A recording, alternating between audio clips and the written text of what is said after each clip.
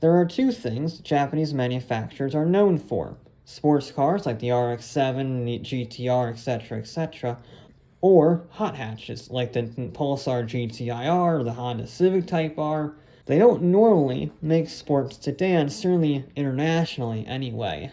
But one sports sedan stands out because not only was it the first, it was the most famous. I'm talking about the Datsun 510.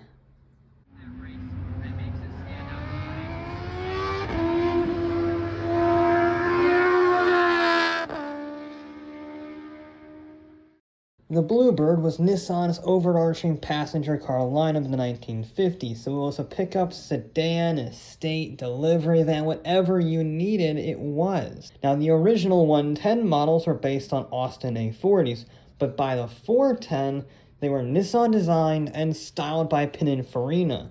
This new European styling was intended to increase sales internationally, and in the US, they took another step by calling the Bluebirds Datsuns, because let's be honest, Americans would probably laugh at the Bluebird name. And this is where the banished Nissan executive Yukata Katayama comes into play. He had done some pretty impressive things in the Australian rallying scene, and Nissan didn't like that at all, which is why he was banished to America, where Datsun sales were struggling. So he tackled Datsun's struggling sales head on. And he realized that Americans wanted a sporty, yet reliable family car, essentially a more affordable BMW 1600. Therefore, the new 1967 Datsun 510 would have the same Coke bottle styling of American cars at the time, and be available as a coupe on top of the sedan and estate variants. And to further the American-focused direction, we got the bigger 1.6-liter inline-4 before Japan. Granted, even with the later SS models, which had twin carburetors and a new crankshaft, they only made 109 horsepower. But it didn't really matter, since the car weighed less than 2,000 pounds, giving it a better power-weight ratio than the brilliant Mini Cooper. And it was also similar to the future Honda S2000, in that it rewarded driving high up in the rev range at 6,000 RPM. That's where you got the most power.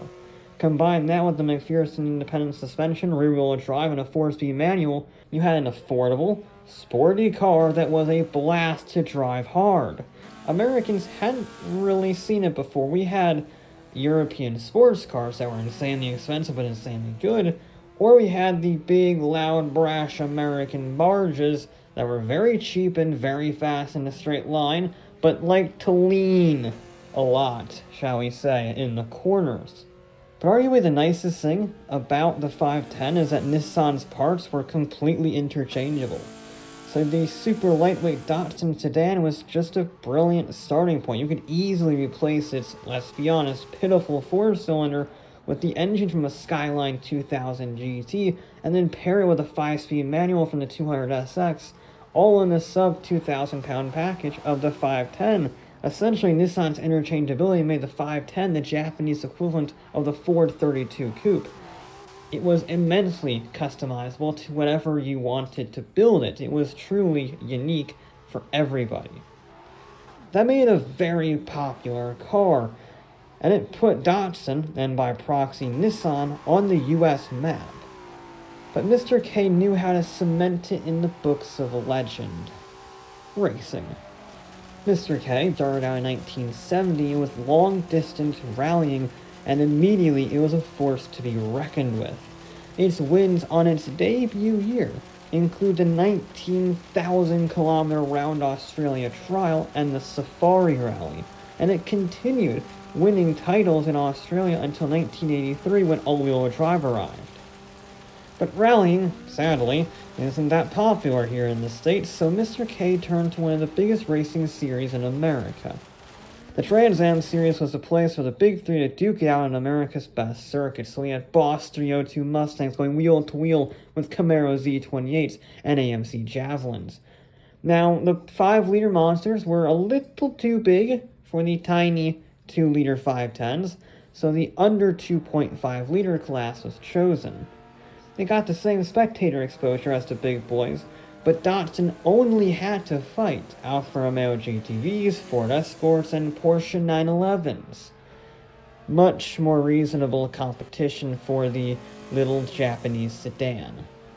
But regardless of the big players, several teams including BRE, created by Shelby Daytona Coupe designer Pete Brock, raced 510s in 1971 and 1972. The 510s immediately made their presence known and engaged in a season-long battle against Alfa Romeo in 1971.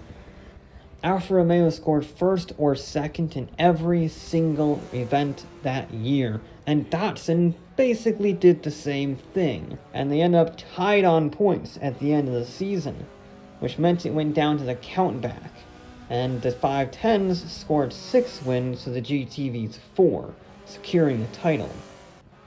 1972 was a much more dominant showing, with the BRE Datsun scoring 9 out of 11 wins that season, and doubling Alfa Romeo's score in the championship. No countback was required, that's for sure.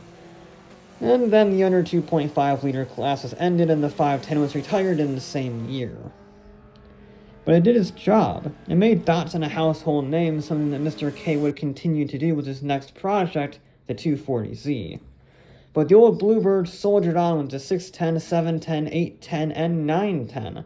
Although by the time the 810 came around, Americans knew it as the Nissan Maxima. The 510 is still an icon today, revered for its nimbleness, track performance, and customizability.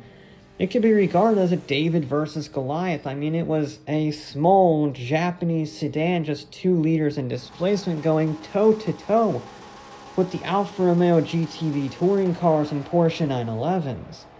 And in many ways, it holds a spot amongst the first generation of JDM legends, like the EK9 Type R or the R32 GTR, in the sense that you can modify them to your heart's content and turn it into anything from a monstrous sleeper to a maximum time attack SCCA racer. Or you can leave this clean, crisp styling untouched, and admire Japan's first and most famous sports sedan.